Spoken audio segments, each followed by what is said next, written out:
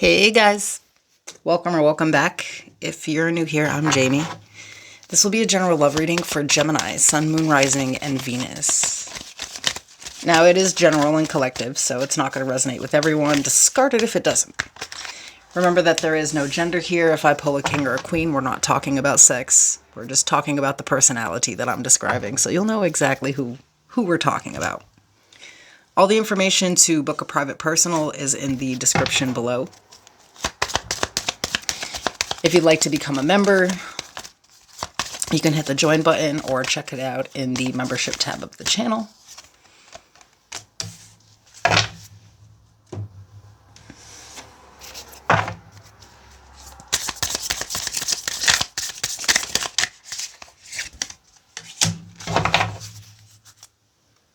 Okay, so we have grass in the wind. I adapt to life like a blade of grass blown by the wind and held from its roots. I change continuously while my core remains steadfast. I am adaptable.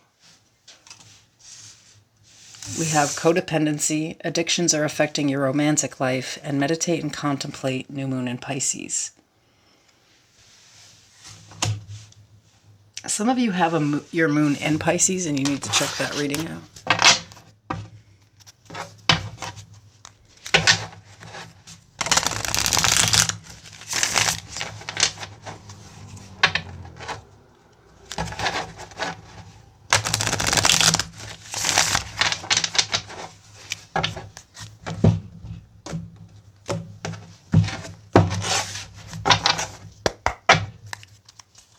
This energy, please, for Gemini. Okay, so the overall energy is Gemini energy, the lovers.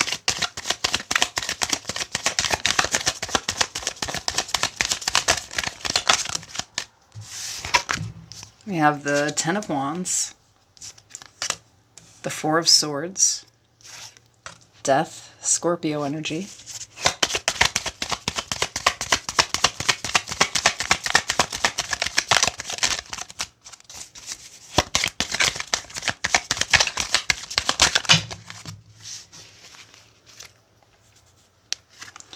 The Three of Swords,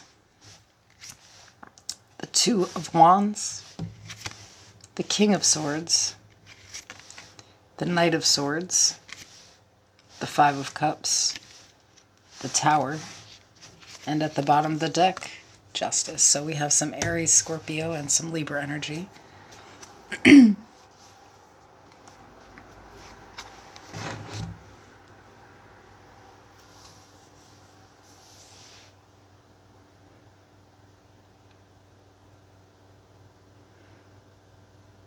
I think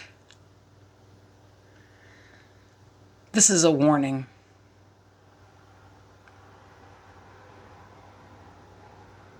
With this grass in the wind card, with the adaptability, the meditate and contemplate, and this codependency, I'm kind of getting the vibe of somebody sitting around and trying to figure out how they can accept someone's behavior and learn to live with it.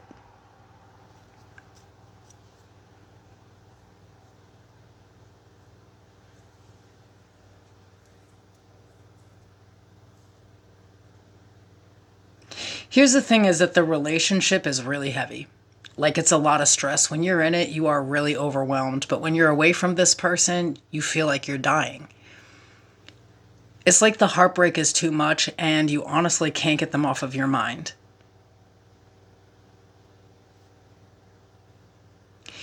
Ultimately, you want this person to choose you. You're just kind of sitting there and waiting, hoping that in the future they'll come back in and have a conversation with you. But for right now, your life is chaos.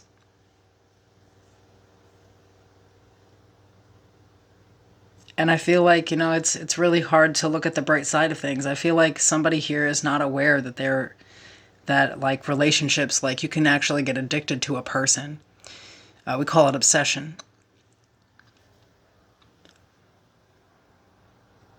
Why it's an addiction is if it's taken away from you, if your entire life is falling apart, or you can't seem to cope without this person, then it's probably an addiction. And codependency usually stems from some type of childhood event or trauma, right? And it takes a lot to work through. Maybe somebody just literally does not understand why they feel how they feel. Like, it's so dualistic. You know, it's like, I think things hurt so bad that you don't want this, and at the same time you feel like you can't live without it. And the pain is intense, but to the point where it's like, I think this relationship has the ability to take you to rock bottom, you know, like when things aren't working out with you and this person, things are also not really working out at work. It's like you can't think about anything else. This shit consumes you. And I think that the behavior that you have is impulsive with this person too. Like when you're actually in the relationship with this person, it's almost like you can't wait to get back out of it. There's just extreme highs and extreme lows. For some of you, the situation is really affecting your kids. You know, it's like they're watching all of this utter chaos happen, and they're watching you fall apart and get put back together and fall apart again.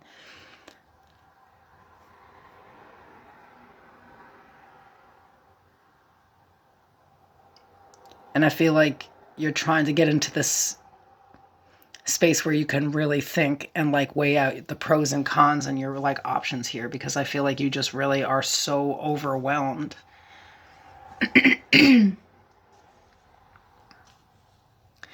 I'm also kind of getting the energy that for some of you, like this is like the only support that you have in life. Like this is the only person that you really like talk to or have around. So it's like really isolating when they're not there. What's the advice here?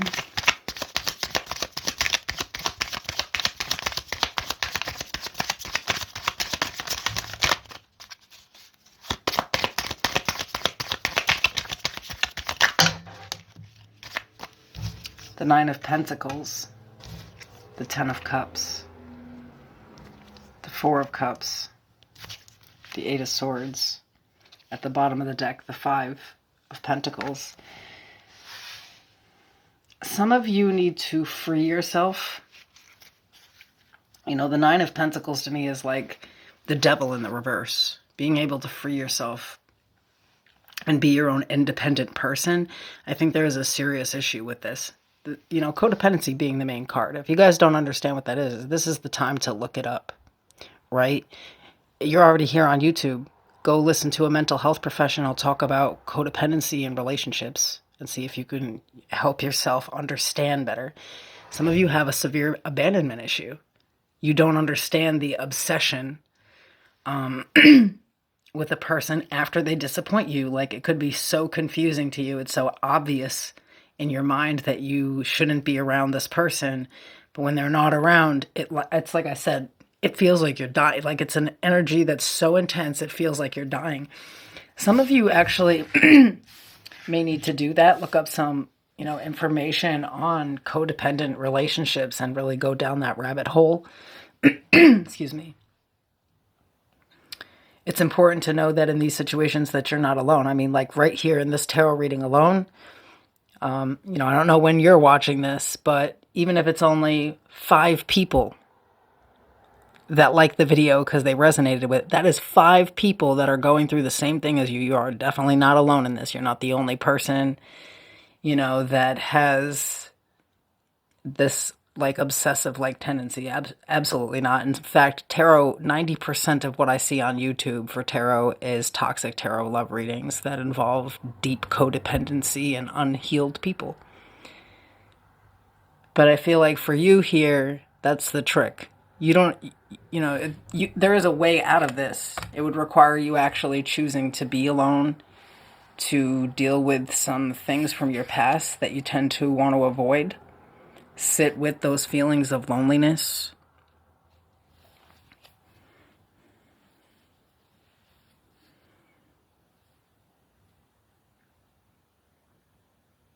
And you have to ask yourself, whoever this King of Swords is, who are they reflecting in your life that did this to you, probably as a child, abandoned you or neglected you, or you kind of just sat around waiting for them to show up and never really knowing if they were going to or not. Some inconsistencies that you would deal with as a child, and kind of work through that here, because as far as the love game goes, until you've worked that out, like this situation, you couldn't possibly end it, and that's the truth. Been there, done that. Addiction is addiction.